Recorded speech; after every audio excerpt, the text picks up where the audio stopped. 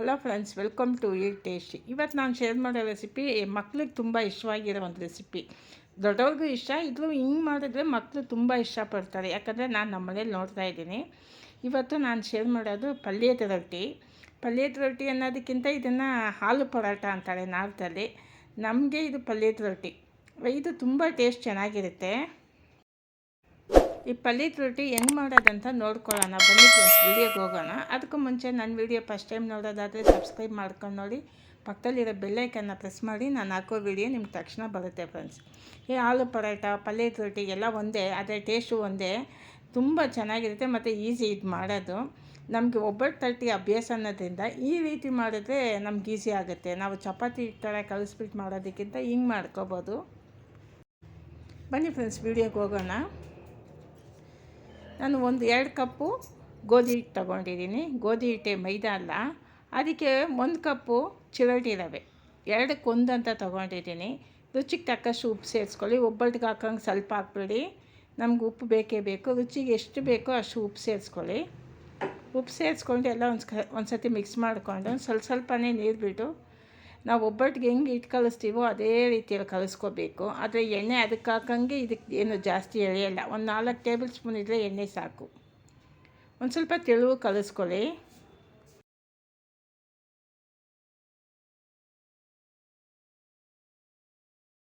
ಸ್ವಲ್ಪನೇ ಬಿಟ್ಟು ಕಲಿಸ್ಕೊಳ್ಳಿ, ಒಂದೇ ಸತಿ ಹಾಕಕ್ಕೆ ಹೋಗಬೇಡಿ. ಚೆನ್ನಾಗಿ ಒಂದೇ ಕಡೆ ಕಲಿಸ್ಕೊಳ್ಳಿ.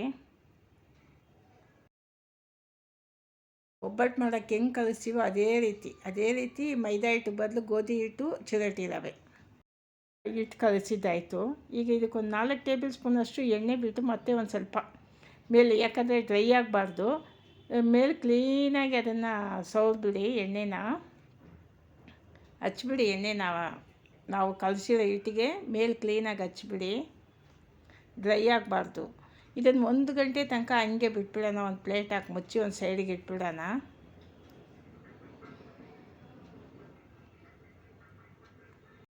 ಇದನ್ನು ಒಂದು ಸೈಡಿಗೆ ಇಟ್ಬಿಡೋಣ. ಈಗ ಅದು 1 ಅವರ್ ಆಗಬೇಕು. ಅದಕ್ಕಿಂತ ಮುಂಚೆ ನಾವು ಪಲ್ಯ ರೆಡಿ ಮಾಡ್ಕೊಳ್ಳೋಣ. ಆಲೂಗಡ್ಡೆ ನಾನು ಚೆನ್ನಾಗಿ ಬೇಯಿಸ್ಕೊಂಡಿದ್ದೀನಿ. ಒಂದು 5-6 ವಿಸಿಲಿಟ್ಟು ನುಣ್ಣಗೆ ಬೇಯಿಸ್ಕೋಬೇಕು. ಸಾಫ್ಟ್ ಆಗೋ ತನಕ ಬೇಯಿಸ್ಕೋಬೇಕು. ಕುಕ್ಕರಲ್ಲಿ ಒಂದು 5-6 ವಿಸಿಲಿಟ್ಟೆ. ಈಗ ಒಗ್ಗರಣೆ, ಮಾಮೂಲಿ ಎಣ್ಣೆ, ಸಾಸಿವೆ. ಎಣ್ಣೆ ಸಿಡಿದಾದ್ಮೇಲೆ ಇವತ್ತು ಕಡಲೆಬೇಳೆ, ಉದ್ದಿನಬೇಳೆ ಏನು ಸೇರಿಸಲ್ಲ. ಈರುಳ್ಳಿ, ಹಸಿಮೆಣಸಿನ್ಕಾಯಿ, ಕರಿಬೇವು, ಕೊತ್ತಂಬರಿ ಮಾತ್ರ ಸೇರಿಸಿ ಒಗ್ಗರಣೆ.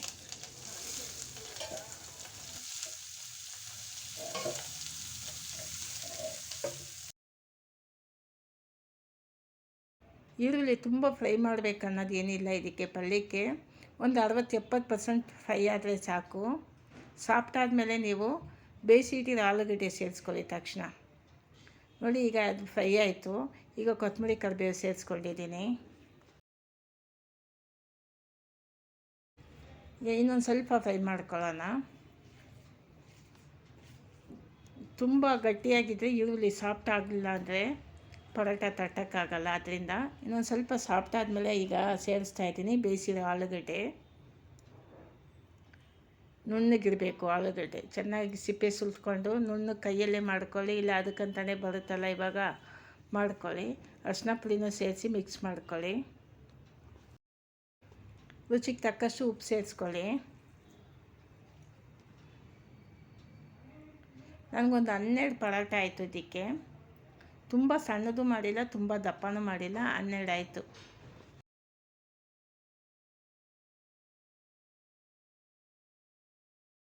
ಸಿಮ್ಮಲ್ಲಿ ಇಟ್ಕೊಂಡೆ ಮಿಕ್ಸ್ ಮಾಡಿ, ತಳ ಹಿಡಿಯೋಕ್ಕೆ ಸ್ಟಾರ್ಟ್ ಆಗುತ್ತೆ. ಈಗ ಇದು ಮಿಕ್ಸ್ ಮಾಡಿಬಿಟ್ಟು ಸ್ಟವ್ ಆಫ್ ಮಾಡಿಬಿಡಿ. ಆಫ್ ಮಾಡಿಬಿಟ್ಟು ಅದು ಒಂದು ಸ್ವಲ್ಪ ತಣ್ಣಗಾದ್ಮೇಲೆ ಉಂಡೆ ನಿಮ್ಗೆ ಎಷ್ಟು ಸೈಜ್ ಬೇಕೋ ಅಷ್ಟು ಹಿಡ್ಕೊಳ್ಳಿ. ಈಗ ನಾನು ಸ್ಟವ್ ಆಫ್ ಮಾಡಿಬಿಟ್ಟೆ.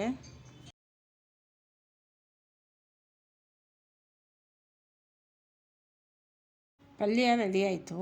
ಈಗ ನಾವು ಕಲಸಿಟ್ಟಿರೋ ಹಿಟ್ಟು ನೋಡಿ ಸಾಫ್ಟ್ ಆಗಿದೆ. ಇನ್ನೊಂದು ಸ್ವಲ್ಪ ಎಣ್ಣೆ ಹಾಕಿ ಇನ್ನೊಂದು ಸ್ವಲ್ಪ ಮಿಕ್ಸ್ ಮಾಡ್ಕೊಳ್ಳೋಣ. ನಿಮ್ಗೆ ತಟ್ಟಕ್ಕೆ ಈಸಿ ಆಗುತ್ತೆ. ಇನ್ನೊಂದು ಕೈಯಲ್ಲಿ ಅಂಟ್ತಾ ಇದೆ, ಅಂಟಲ್ಲ. ನೀವು ಒಂದು ಸ್ವಲ್ಪ ಎಣ್ಣೆ ಹಾಕಿ ಮಿಕ್ಸ್ ಮಾಡಿಕೊಂಡ್ರೆ. ನಾನು ಆವಾಗಲೇ ಮೇಲ್ಗಡೆ ಮಾತ್ರ ಎಣ್ಣೆ ಹಾಕ್ತೆ, ಮಿಕ್ಸ್ ಮಾಡಿಲ್ಲ. ಈಗ ಮಿಕ್ಸ್ ಮಾಡಿದ್ರೆ ಕೈಯಲ್ಲಿ ಅಂಟಲ್ಲ, ನಿಮ್ಗೆ ಈಸಿ ಆಗುತ್ತೆ. ಅದರಿಂದ ಕೈಯಲ್ಲಿ ಒಂದು ಸ್ವಲ್ಪ ಎಣ್ಣೆ ಹಾಕಿ ಚೆನ್ನಾಗಿ ಮಿಕ್ಸ್ ಮಾಡ್ಕೊಳ್ಳಿ. ನೋಡಿ ಉಂಡೆ ಈಗ ಇಷ್ಟು ಸೈಜ್ ಮಾಡಿದ್ದೀನಿ ನಾನು, ದಪ್ಪ ದಪ್ಪದೇ. ಈಗ ರೊಟ್ಟಿ ತಟ್ಟನ ಪೇಪರ್ ಬಾಳೆ ಎಲ್ಲ ಇಟ್ಕೊಟ್ಟಿದ್ದೀನಿ. ಇದು ಇನ್ಮೇಲೆ ನಾನು ಅವಾಯ್ಡ್ ಮಾಡೋಣ ಅಂದ್ಕೊಂಡಿದ್ದೀನಿ, ಇರೋದು ಖಾಲಿ ಮಾಡಿಬಿಟ್ಟು. ಯಾಕಂದರೆ ಈ ನಡುವೆ ಎಲ್ಲ ಕಲರು ಕ್ಯಾನ್ಸರ್ ಅಂತಾರೆ, ಅದರಿಂದ ಬಟರ್ ಶೀಟ್ ಇಟ್ಕೋಬೋದು, ಇಲ್ಲ ಅದಕ್ಕಂತಲೇ ವೈಟ್ ಶೀಟ್ ಬರುತ್ತೆ, ಅದನ್ನು ತೊಗೊಳ್ತೀನಿ. ಈಗ ಇರೋದು ಮಾತ್ರ ಖಾಲಿ ಮಾಡಿಬಿಟ್ಟು ಮುಂದಕ್ಕೆ ಬೇರೆ ತೊಗೊಳ್ತೀನಿ.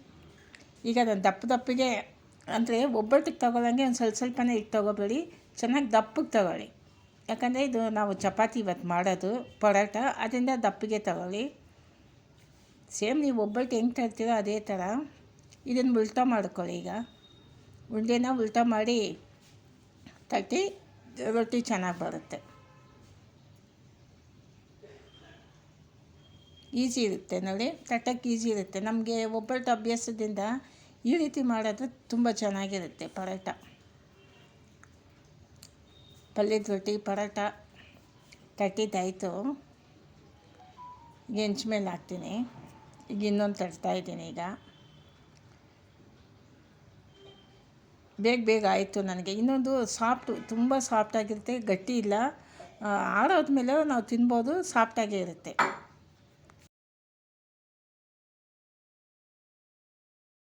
ಒಬ್ಬಟ್ಟಿಗೆ ಹೂರಣ ಇಟ್ಟು ಎಲ್ಲ ರೆಡಿ ಮಾಡಿ ಇಟ್ಕೊಳ್ತೀರಾ ಉಂಡೆ, ಹಂಗೂ ಮಾಡಿ ಇಟ್ಕೋಬೋದು, ಬೇಗ ಆಗುತ್ತೆ.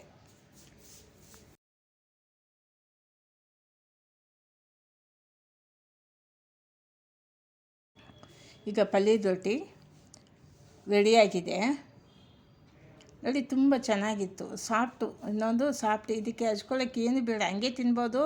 ಇದು ನಮ್ಮ ಮನೇಲಿ ಮೊಸರು ಸಾರು, ಅದಕ್ಕಂತ ಸಪ್ರೇಟಾಗಿ ಬರೀ ಈರುಳ್ಳಿ ಫ್ರೈ ಮಾಡಿಬಿಟ್ಟು ಮೊಸರು ಚೆನ್ನಾಗಿ ಸಾಫ್ಟಾಗಿ ಮಿಕ್ಸಿಗೆ ಹಾಕಿ ಹೊಡೆದ್ಬಿಟ್ಟು ಫ್ರೈ ಮಾಡಿ ಈರುಳ್ಳಿ ಅದಕ್ಕೆ ಸೇರಿಸಿ ಮಾಡ್ತೀನಿ, ತುಂಬ ಚೆನ್ನಾಗಿರುತ್ತೆ.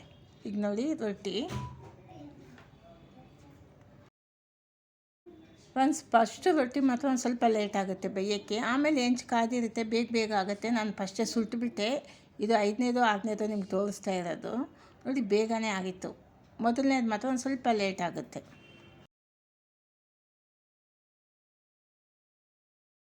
ನೋಡಿ, ಎಲ್ಲ ರೊಟ್ಟಿನೂ ಇದೇ ರೀತಿ ಮಾಡ್ಕೊಳ್ಳಿ. ನೋಡಿ ಫ್ರೆಂಡ್ಸ್, ಪಲ್ಯದ ರೊಟ್ಟಿ ಚೆನ್ನಾಗಿ ರೆಡಿಯಾಗಿದೆ. ನೀವು ಇದನ್ನು ಮೈದಾ ಹಿಟ್ಟಿಗೆ ಸೇರ್ಸೋಕ್ಕೆ ಹೋಗ್ಬೇಡಿ, ಮೈದಾ ಹಿಟ್ಟಲ್ಲಿ ಮಾಡೋಕ್ಕೆ ಹೋಗ್ಬೇಡಿ, ಗೋಧಿ ಹಿಟ್ಟಲ್ಲೇ ಆದಷ್ಟು ಮಾಡ್ಕೊಳ್ಳಿ, ಮೈಗೂ ಒಳ್ಳೆಯದು. ನೋಡಿ, ತುಂಬ ಸಾಫ್ಟಾಗಿ ನಿಮ್ಗೆ ನೋಡೋಕ್ಕೆ ಗೊತ್ತಾಗುತ್ತೆ. ಇದಕ್ಕೆ ಮೊಸರು ಸಾರು ಇಟ್ಟಿದ್ದೀನಿ, ಟೇಸ್ಟು ತುಂಬ ಚೆನ್ನಾಗಿರುತ್ತೆ. ಕಾಂಬಿನೇಷನ್ ನೀವು ಬೇಕಾದರೆ ಹಂಗೆ ತಿನ್ಬೋದು, ಚಟ್ನಿನೂ ಮಾಡ್ಕೋಬೋದು. ಇದಕ್ಕೆ ಕಾಂಬಿನೇಷನ್ ಮೊಸರು ಸಾರು. ಆ ಮೊಸರು ಗಟ್ಟಿಯಾಗಿ ಮಾಡಿಬಿಟ್ಟು ತುಂಬ ಚೆನ್ನಾಗಿರುತ್ತೆ ಆ ಸಾರು, ಅದರಿಂದ ನಾನು ಇವತ್ತು ಮೊಸರು ಸಾರೇ ಮಾಡಿದ್ದೀನಿ. ಸಾಫ್ಟಾಗಿ ತುಂಬ ಚೆನ್ನಾಗಿತ್ತು. ಫ್ರೆಂಡ್ಸ್, ಈ ಆಲೂ ಪರೋಟ ತುಂಬ ಚೆನ್ನಾಗಿ ರೆಡಿಯಾಗಿದೆ, ಟೇಸ್ಟಾಗೂ ಇತ್ತು, ಸಾಫ್ಟಾಗೂ ಇತ್ತು. ನಿಮಗೆ ಈ ವಿಡಿಯೋ ಇಷ್ಟ ಆದರೆ ಶೇರ್ ಮಾಡಿ, ಲೈಕ್ ಮಾಡಿ, ಸಬ್ಸ್ಕ್ರೈಬ್ ಮಾಡಿ. ನಾನು ಒಳ್ಳೊಳ್ಳೆ ವಿಡಿಯೋ ಕೊಡ್ತಾ ಇರ್ತೀನಿ. ಮುಂದಿನ ವಿಡಿಯೋದಲ್ಲಿ ನೋಡೋಣ.